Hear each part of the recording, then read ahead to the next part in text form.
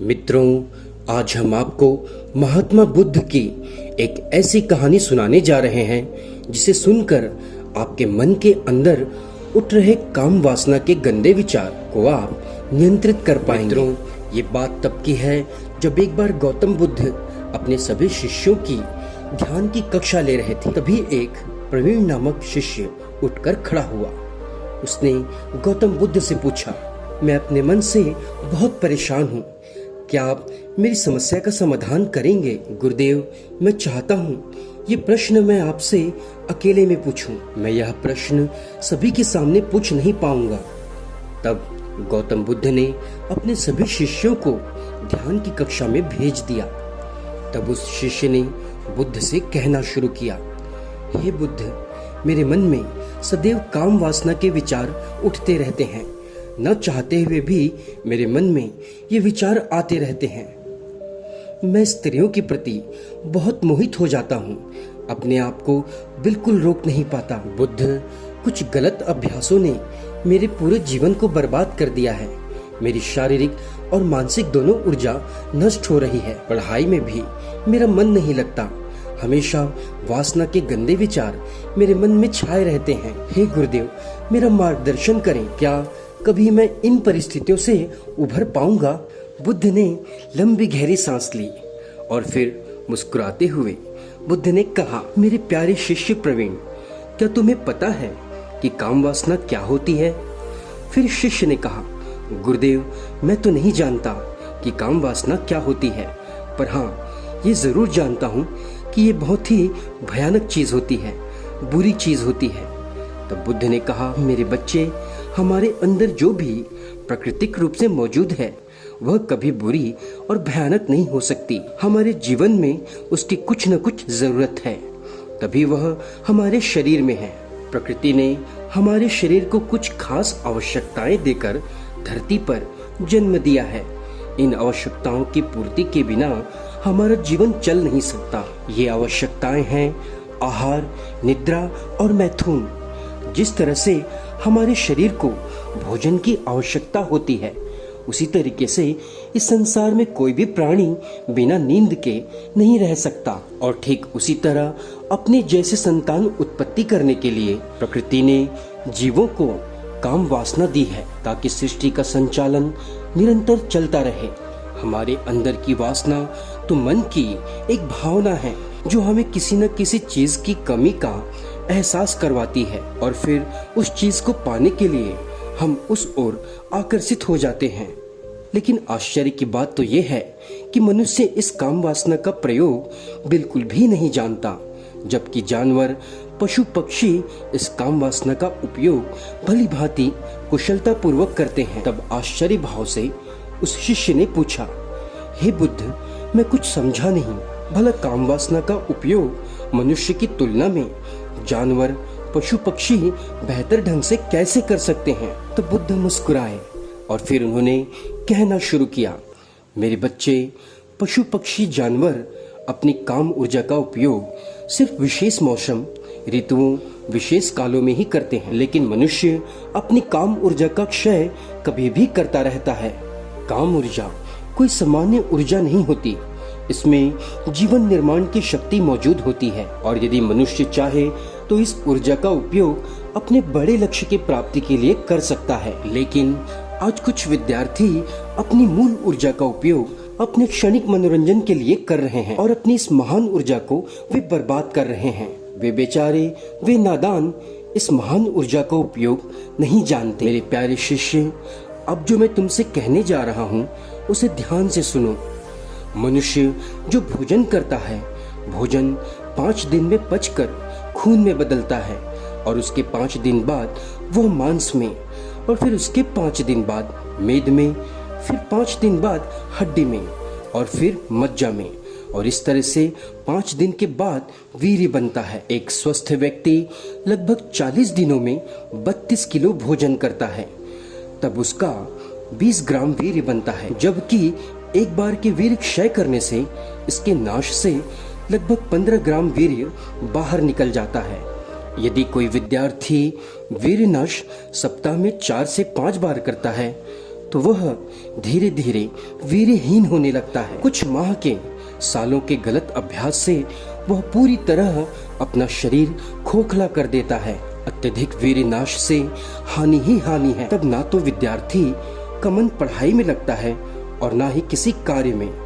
वह किसी भी कार्य के योग्य नहीं रह जाता और ना ही व्यक्ति विवाह के दाम्पत्य जीवन के योग्य रह जाता है। बुद्ध ने अपने शिष्य प्रवीण की समस्या को सुनते हुए आगे बताना शुरू किया। हे मेरे प्यारे शिष्य प्रवीण, आज मैं तुम्हें वीर्यनाश से होने वाले दुष्प्रभावों के बारे में बताता हूँ।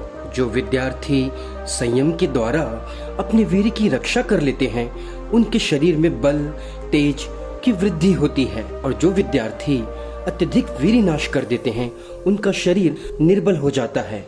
वीर्य रक्षण करने वाले विद्यार्थी के चेहरे पर एक चमक, एक आभा, एक आत्मविश्वास होती है, जबकि अत्यधिक वीर्यनाश करने वाला विद्यार्थी का चेहरा बिल्कुल निस्तेज, मुरझाया हुआ सा रहता है। वीर्य रक्षण करने वाला विद्यार्थी अत्यधिक बलशाली होता जाता है, लेकिन अत्यधिक वीर्यनाश करने वाले विद्यार्थी के अंदर इतना भी बल नहीं रहता कि वह अपनी ही मुट्ठी बंद करके उसे जोर से भींच पाए, अपनी जोर से मुट्ठी बंद कर पाए। एक तरफ जहां वीर्य रक्षण करने वाला विद्यार्थी की बुद्धि कुशाग्र, तेज, एकाग्र होती जाती है, वहीं इसके बिल्कुल उलट अत्यधिक वीर्यनाश से विद्यार्थी की बुद्धि, याद शक्ति बहुत कम हो जाती है। वह अपने मन को कहीं भी एकाग्र नहीं कर पाता। वीर्य रक्षण करने वाला विद्यार्थी जो भी संकल्प लेता है, उसे वह पूरा कर लेता है।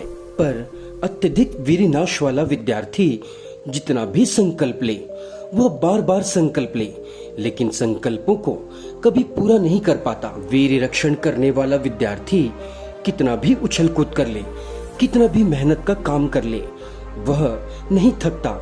लेकिन वीर्यनाश करने वाले विद्यार्थी थोड़े से भागा दौड़ी में, थोड़े से मेहनत में हांफने लगता है। वीर्य रक्षण करने वाला विद्यार्थी निडर, बिल्कुल निर्भय होकर जीता है। वीर्यनाश से विद्यार्थी छोटी छोटी बातों पर घबराने लगता है। जो विद्यार्थी 25 वर्ष की आयु तक अपने वीर्य को सुरक्षित रख लेते हैं, अपने वीर्य का रक्षण कर लेते हैं, वे सफल दाम्पत्य जीवन जीते हैं। तब उस शिष्य ने कहा, हे गुरुदेव, क्या कोई इसका उपचार नहीं है? बुद्ध ने कहना शुरू किया, मेरे बच्चे, इस संसार में ऐसी कोई समस्या नहीं है जिसका समाधान न हो। रोग है तो निदान भी है, उसका उपचार भी है। यदि कोई विद्यार्थी निम्न बातों का ध्यान रखे तो वह वापस से अपनी खोई हुई ऊर्जा को, शक्ति को, अपने खोए हुए शरीर को, मन बुद्धि को प्राप्त कर सकता है। मेरे बच्चे, जो विद्यार्थी अपनी वीर्य रक्षा करना चाहते हैं, उन्हें अपने मन को कभी खाली नहीं छोड़ना चाहिए। किसी न किसी कार्य में उन्हें व्यस्त रखना चाहिए। अपनी दिनचर्या सुधार लेने पर अधिकांश समस्याएं ऐसे ही भाग जाती हैं। ऐसे विद्यार्थियों को चाहिए कि वे सूर्योदय से पहले उठें, क्योंकि स्वप्न दोष जैसी चीजें रात्रि के अंतिम प्रहर में ही होती हैं। ऐसे विद्यार्थी को चाहिए कि वह सोकर उठते ही बिस्तर पर बैठे बैठे अपने गुरु का ध्यान करे, अपने गुरु के नाम का जप करे या भगवान परमात्मा के नाम का जप करे। 5-7 मिनट इस तरह जप करने से हृदय पवित्र होता है, मन शुद्ध होता है। उसके बाद चाहिए कि वे विद्यार्थी 4 से 5 ग्लास या 1 लीटर गुनगुना पानी पिएं। पेट साफ होने पर वीर्य रक्षण में इससे आसानी हो जाती है, क्योंकि पेट की कब्ज शरीर के वीर्य को निद्रा अवस्था में शरीर से बाहर धकेलता है। विद्यार्थियों को चाहिए कि वे अपने पेट को साफ रखें। अगला है प्रातः योग प्राणायाम, व्यायाम जैसे सूर्य नमस्कार, कपालभाति, अनुलोम विलोम। बुद्ध ने आगे अपने शिष्य को बताते हुए कहा, 20 मिनट परमात्मा का ध्यान, गुरु का ध्यान या उगते सूर्य का ध्यान हमारे मन को पवित्र और निर्मल करता है। मित्रों, जो विद्यार्थी ब्रह्मचर्य का पालन करना चाहते हैं, उन्हें हनुमान चालीसा और गायत्री मंत्र का आश्रय जरूर लेना चाहिए। बुद्ध ने अपने प्यारे शिष्य प्रवीण को बताते हुए कहा कि जहाँ गंदे काम वासना की चर्चा हो रही हो, उस जगह पर बिल्कुल नहीं बैठना चाहिए, उस जगह का त्याग कर देना चाहिए। जो विद्यार्थी अपना वीर्य नाश करके खुद को खोखला कर चुके हैं, उन्हें चाहिए कि वे सुपाच्य भोजन करें, अंडा, मांस, मछली आदि का प्रयोग न करें।